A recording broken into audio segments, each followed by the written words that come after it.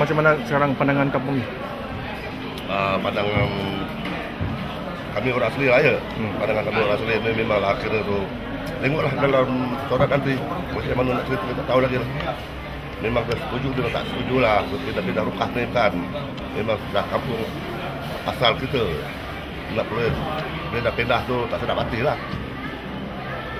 Kalau pindah tempat lain pun nanti apa-apa jadi susah juga kan. Tapi dulu pihak JW kata sama kamu semua sudah setuju? Tangkap saja. Ada separuh orang setuju, separuh orang tak setuju. Adakah mereka macam kira paksa atau terpaksa? Kebanyakan paksa lah. Kebanyakan paksa. Ada orang asli lah. Dia tu, kalau tak nak pindah pun paksa pindah juga dia orang cakap lah. Tapi satu orang cakap tu saya pun tak perlu dengar sangat lah.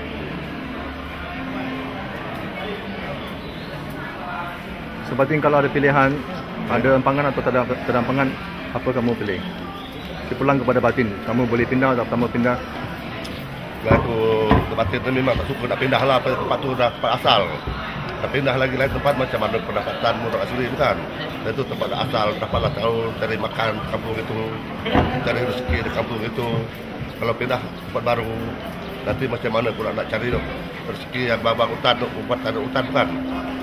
Lagi nak pindah buka, nanti satu hari bukan mungkin terjejah juga pendapatan orang asli. Oh, itu saja.